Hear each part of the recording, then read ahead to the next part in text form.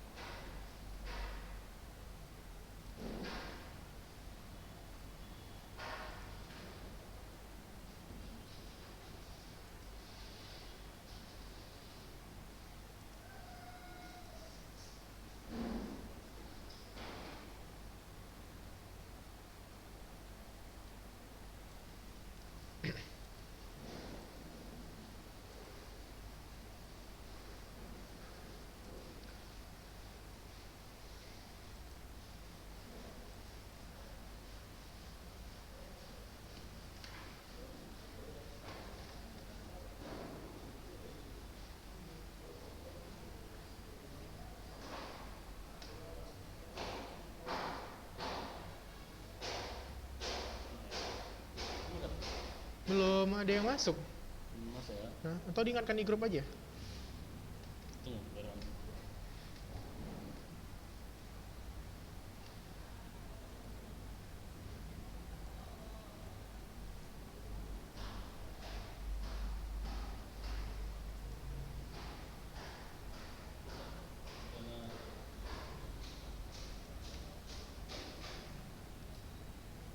Pas ya.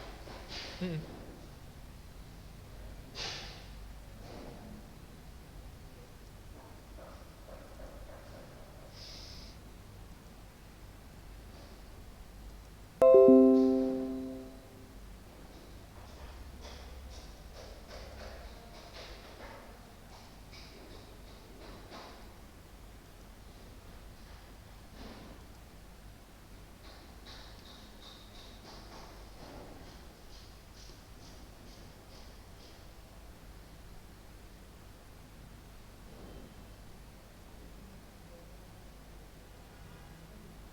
Terus sudah apa set ekornya udah? Udah.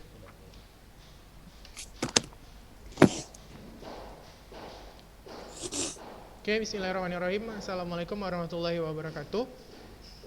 Waalaikumsalam warahmatullahi wabarakatuh. Oke, hari ini kita akan melanjutkan pembelajaran proposal kita yang kemarin. Yang sudah bergabung, Al-Muhajir, coba kalau ada WA temannya segera dihubungi ya agar segera masuk. Oke, di sini ada video. Coba kita lihat bersama dulu. Kegiatan hari ulang tahun perusahaan, tapi sayang mereka semua bingung. Oke, sini dijelasin. Terlihat nggak Muhajir? Kelihatan Zat. Hah? Kelihatan. Oke. Kelihatan. Perusahaan yang cerdas dan seluruh karyawannya membuat proposal kegiatan hari ulang tahun perusahaan, tapi sayang mereka semua bingung. Oke, sini dijelasin. Proposal adalah bentuk laporan berisi usulan pengadaan suatu program kegiatan. Proposal dibuat untuk mendapat izin atau persetujuan dan atau bantuan dana. Ada beberapa jenis proposal. Ada 4. Yang pertama adalah proposal bisnis, 2 proposal proyek. Kedua proposal ini berhubungan dengan dunia kerja dan dunia usaha. Yang ketiga adalah proposal penelitian. Sering kan mendengar skripsi, tesis, disertasi, dan lain sebagainya. Itu adalah contoh proposal penelitian. Pada dasarnya, bagian proposal kegiatan hanya ada 3. Oke, ini ya. Jadi tadi katanya proposal penelitian itu bentuknya seperti disertasi, tesis, skripsi gitu ya. Terus kita juga bisa lihat di sini ada bagian-bagiannya.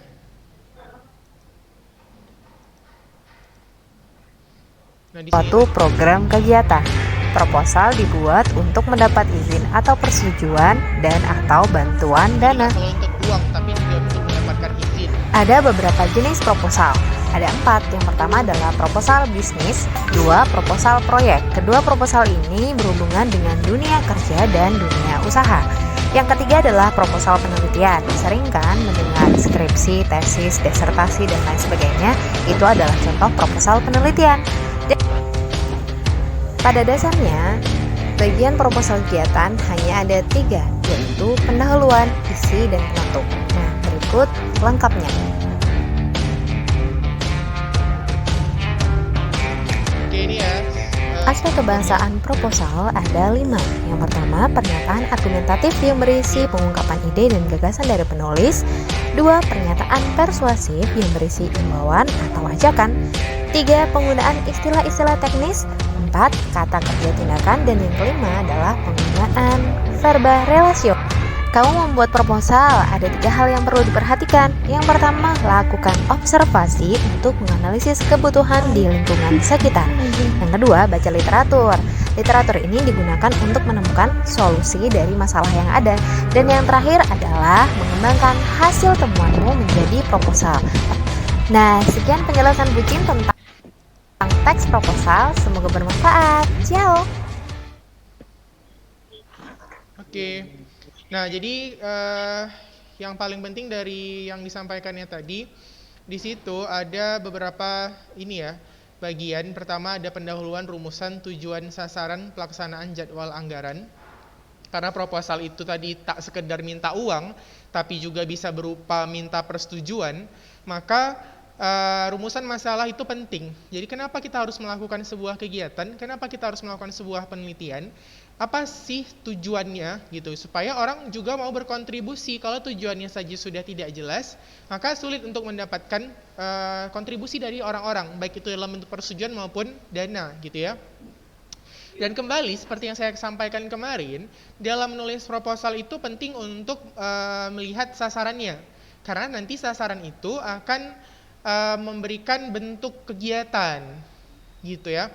Jadi bentuk kegiatannya itu, jadi lihat juga kalau misalnya untuk usia berapa, kegiatan yang bagaimana, terus jenis pembacanya gitu kan, apakah yang bacanya 1 orang atau lebih dari 1 orang, atau yang melaksanakannya ini memang untuk semua jenjang. Nah, maka jenis kegiatan penelitian itu pasti juga mengalami perbedaan.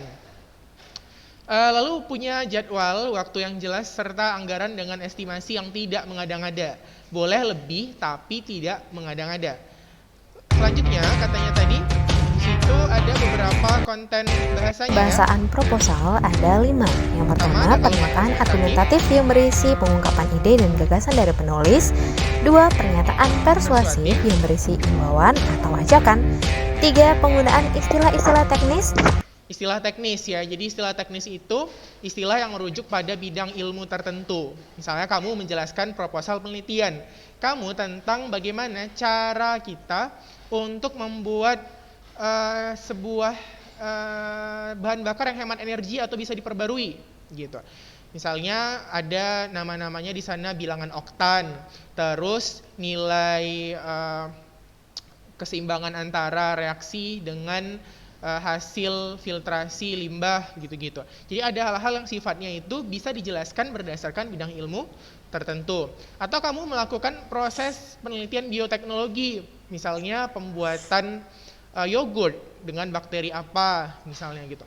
Maka proses-prosesnya itu pasti ada menggunakan istilah teknis atau istilah yang merujuk pada bidang ilmu tertentu. Nah, selanjutnya dia punya verba tindakan. Verba tindakan bisa juga kita sebut sebagai verba aktif. Ingat, verba aktif itu adalah verba yang berimbuhan me atau ber. Jadi kalau misalnya dikatakan dia verba aktif, berarti verba yang ada imbuhan me-nya, ada imbuhan bernya. Jadi kalau selama dia imbuhannya seperti itu, misalnya saya menulis, saya berlari, saya bercerita, saya mengajar, maka itu dikatakan sebagai verba tindakan. Kenapa digunakan dalam proposal? Karena proposal biasanya merujuk pada gambaran sketsa sebuah kegiatan-kegiatan yang akan dilaksanakan secara aktif. Nah, lalu dia juga 4. Kata kerja tindakan. Dan yang kelima adalah penggunaan verba relasio. Oke, verba relasional ya.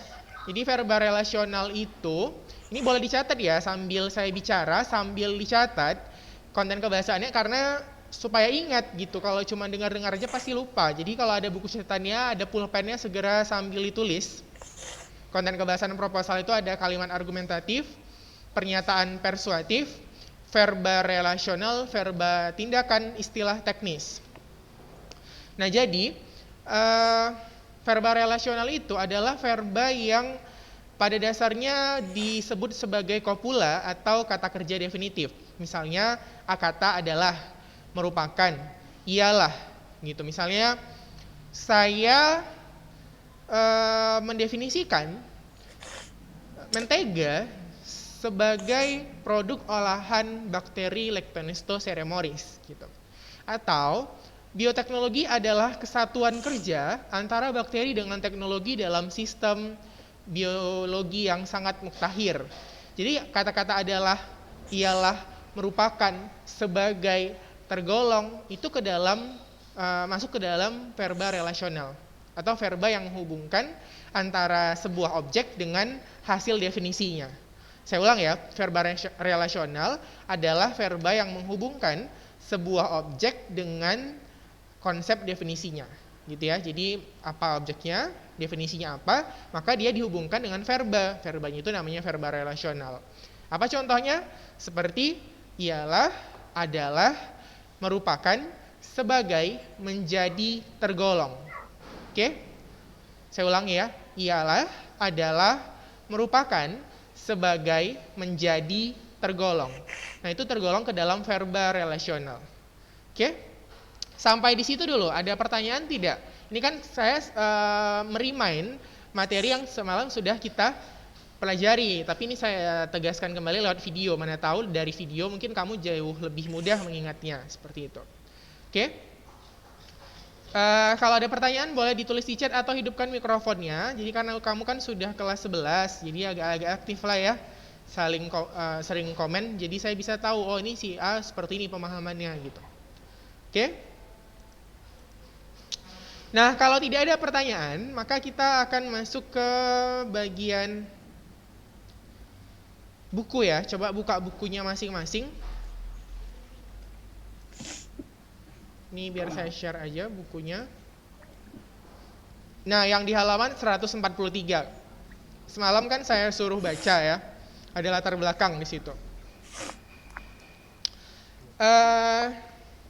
Di sini boleh kita baca sama-sama ya. Bahasa adalah tulisan ilmiah yang memiliki karakteristik atau ragam ilmiah. Jadi bahasa yang digunakan itu biasanya kalau dalam proses penulisan karya ilmiah, kalau nggak ragam baku, dia ragam ilmiah. Hanya dua itu.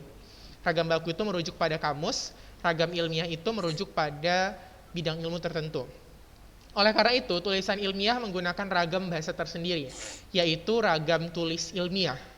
Bahasa tulis ilmiah merupakan suatu laras atau register.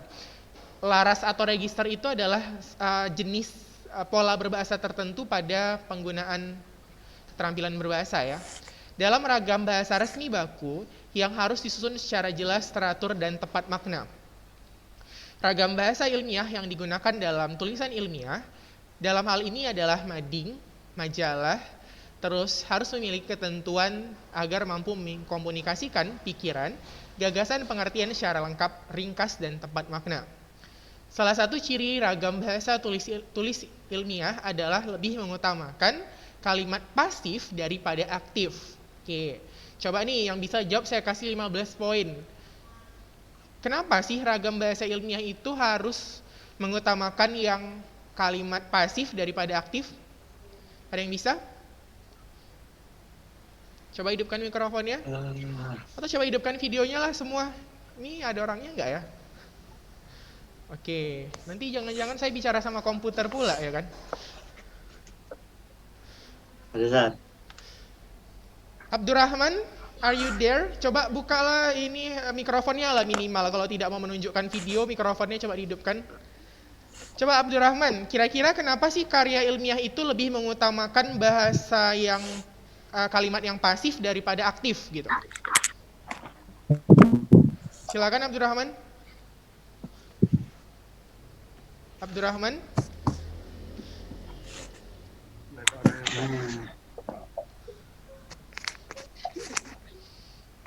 Abdurrahman ada di depan komputernya atau Abdurrahman sedang keluar ke Indomaret?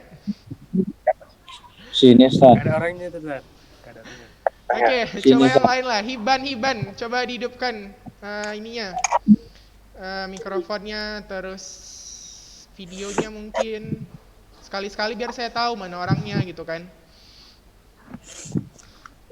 Nanti rupanya saya ngomongnya sama komputer, sama Google gitu, orangnya entah kemana gitu. Lanjut. Oke, Hiban, tahu nggak kenapa eh, kita kalau dalam menulis karya ilmiah lebih mengutamakan kalimat pasif daripada aktif?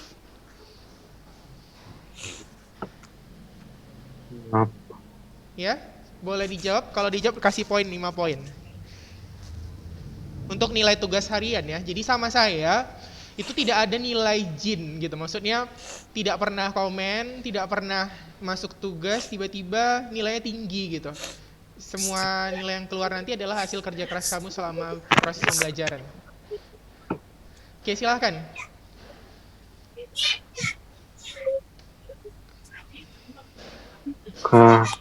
Ya, Iban, silakan dijawab. Menulis artikel kayak kalimat pasif tuh memang apa ya? Karena kalau pakai kalimat aktif sebaiknya dihindari saat karena dalam tawa. Kenapa tahu? Ya lanjut aja nggak apa-apa. Ya silakan ya. Terus? Ya Hiban, kenapa tadi tidak boleh pakai kalimat aktif karena?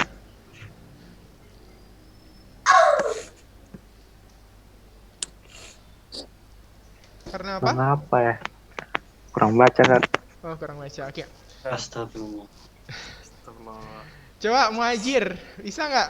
Kenapa dia lebih mengutamakan kalimat pasif daripada aktif? Karena kalau dia pakai kalimat kalimat aktif, jadi dia kayak biografi menceritakan tentang pekerjaannya sendiri.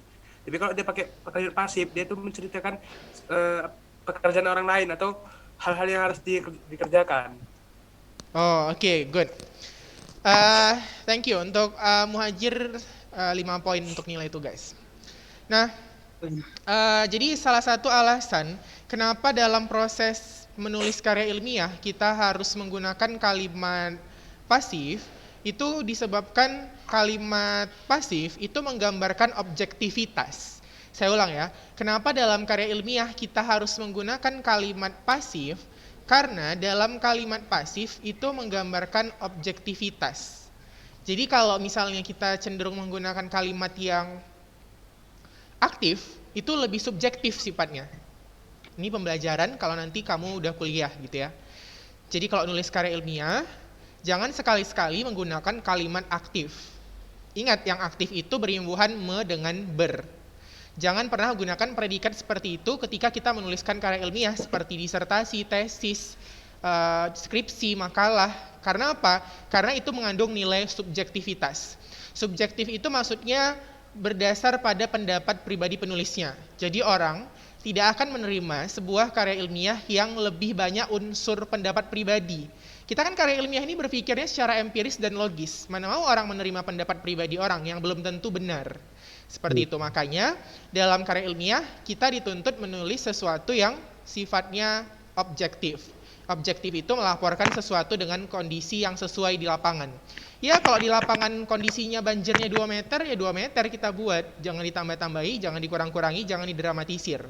Kalau udah ada tambah-tambahan unsur pribadi, itu dia namanya subjektif. Itu alasannya. Oke, kita lanjut ke latar belakang tadi. Dalam proses penulisan karya ilmiah, katanya, dia secara umum, suatu tulisan ilmiah dapat diartikan sebagai hasil karya yang dipandang memiliki kadar keilmiahan tertentu. Itu tadi ya.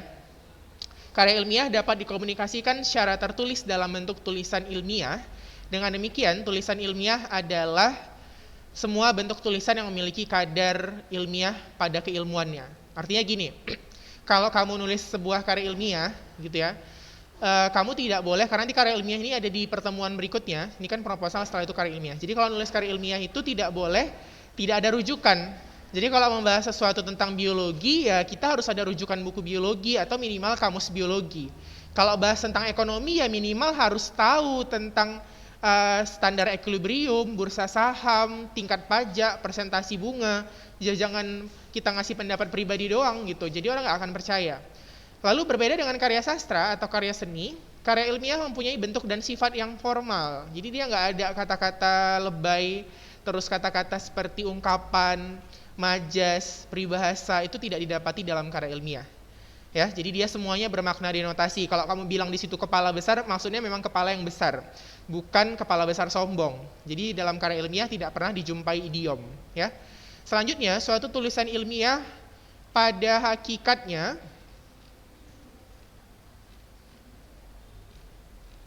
ya kita bahas latar belakang aja dulu ya supaya dapat. Suatu tulisan ilmiah pada hakikatnya merupakan hasil proses berpikir ilmiah. Tulisan ilmiah adalah pola berpikir reflektif, jadi melihat, mencerminkan dengan kondisi yang asli gitu ya. Cara berpikirnya itu induktif dan deduktif secara bersama-sama. Jadi ada data-data kita simpulkan, dari simpulkan kita buat lagi pendapat, dari sebaliknya seterusnya seperti itu. Lalu dalam prosesnya ada 3 aspek yang perlu dilakukan. Pertama, perlu penjelasan ilmiah.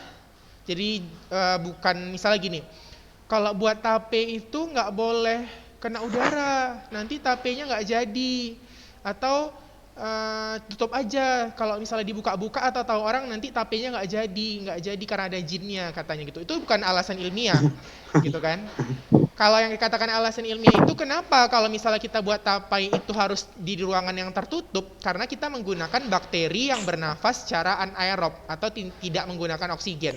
Jadi kalau masuk oksigen ke dalamnya, tapenya nggak jadi karena dia tercampur sama bakteri yang lain gitu. Makanya ilmiah itu alasannya harus jelas secara rasional dan diterima akal sehat, bukan karena ada sesuatu yang sifat-sifatnya mistis-mistis gitu ya. Jadi sekali lagi kalau ada hal-hal yang sifatnya tidak bisa diterima akal atau bidang keilmuan, dia tidak bisa dijadikan rujukan karya ilmiah. Nah terus kedua, dia pengertiannya secara operasional dalam kegiatan ilmiah. Pengertian yang terkandung di dalamnya itu hendaknya bersifat operasional agar terjadi kesamaan persepsi. Ya, membuat pengertian operasional itu harus didasarkan pada segi kausal, dinamis maupun identifikasi. Jadi ada hubungan sebab akibat yang relevan dan berkaitan dengan perkembangan keilmuan pada saat ini. Ketiga, berpikir secara kuantitatif. Kuantitatif itu artinya bisa dihitung, nampak datanya, nggak dirasa-rasa.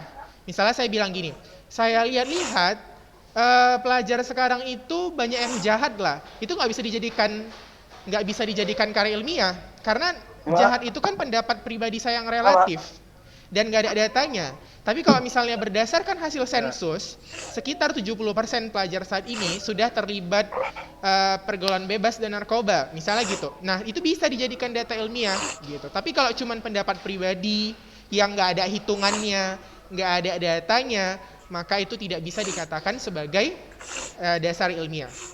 Sehubungan dengan hal itu, katanya, untuk mengetahui kadar keilmuan tulisan siswa, maka perlu dilakukan kajian terhadap karya ilmiah yang dibuat siswa SMA Negeri 3 Tasikmalaya. Untuk itu, kajian atau penelitian dengan judul kadar keilmuan tulisan siswa SMA Negeri 3 Tasikmalaya pada majalah dinding atau mading sekolah penting dilakukan, karena rencana kegiatan ini fungsinya tadi ya untuk mengembangkan kemampuan ilmiah siswa tadi. Jadi dalam menuliskan latar belakang, kembali lagi saya sebutkan, dia ada definisi, ada masalahnya tadi kan, ada alasan, dan ada sedikit gambaran solusi. Kenapa orang harus menulis karya ilmiah? Karena berpikir ilmiah membentuk pola pikir yang bagus.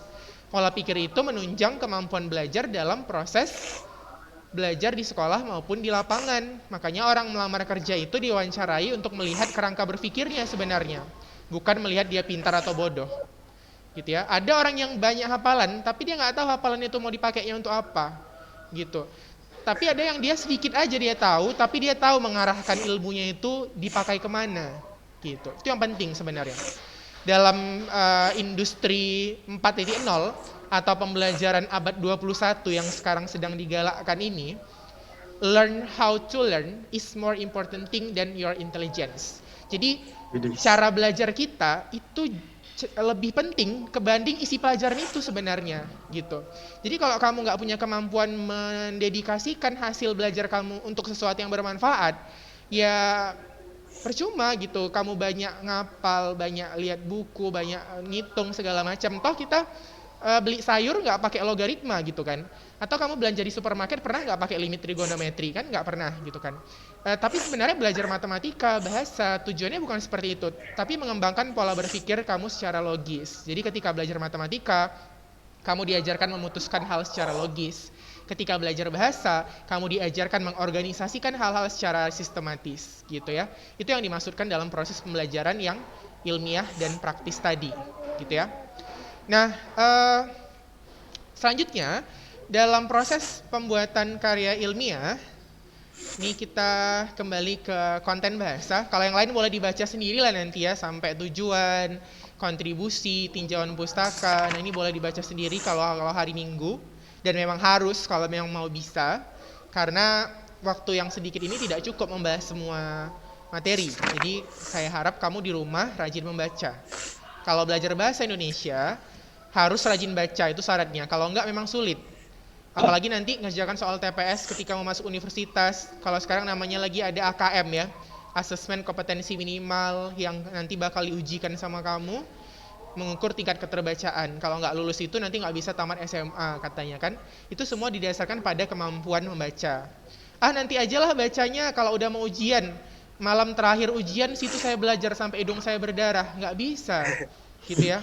Karena itu adalah kemampuan yang kamu tabung pelan-pelan gitu. Jadi sedikit-sedikit tapi terus continue, daripada satu harian belajar semua buku dihafal gitu kan sampai keluar darah dari hidung, dari kupingnya gitu kan. Jangan seperti itu gitu. Jadi kalau mau kecepatan membacanya nambah, ya harus rajin belajar, rajin membaca. Nggak usah banyak, satu hari 2 paragraf aja, tapi continue. Dan itu bukan status IG tapi buku ya gitu ya. Selanjutnya dalam proses penulisan karya ilmiah, ini di halaman 153 ya. Kalau memang tidak nampak di layar handphonemu, bolehlah kamu lihat di bukumu langsung. Halaman 153. Udah dapat semuanya? Tugas. Udah? Tugas. Oke. Tugas. Kenapa tertawa? Nangis, Sat. Oh, nangis. Nangis, Sat. Ay, nangis.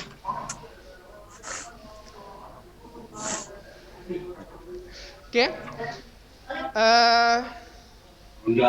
Oke, dapat di situ ada tabel ya. Di situ ada tabel. Ada latar belakang, rumusan masalah, kontribusi penelitian, definisi operasional. Itu bolehlah agak-agak diisi sekarang. Saya kasih waktu 2 menit lah. Ya. Tapi ngisinya satu-satu aja. Misalnya gini, di latar belakang informasi pentingnya apa? Perumusan masalah informasi pentingnya apa? Saya kasih waktu 2 menit. Ini Udah habisnya mana, Tat? pukul berapa nih habisnya? 11.50 ya? Udah habis.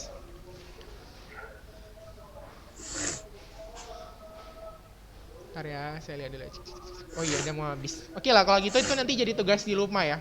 Nggak usah dikerjakan di Udah buku sampai latihan, mana? nggak usah dikerjakan di grup juga, nggak usah di Japri juga. Kamu baca aja, terus kamu pensil-pensilin aja di buku cetak juga nggak masalah, atau di buku latihan kalau memang, atau di kertas terserah. Ambil satu-satu informasi penting dari yang contoh tadi. Misalnya latar belakang apa info pentingnya, perumusan masalah apa info pentingnya, terus kontribusi penelitian. Misalnya penelitian itu untuk apa nanti ke depannya, misalnya untuk mempermudah orang dalam membuat kopi gitu kan, kalau kita mau meneliti mesin pembuat kopi. Definisi operasional itu apa hubungan penelitian itu nanti dengan masing-masing variabel di dalamnya.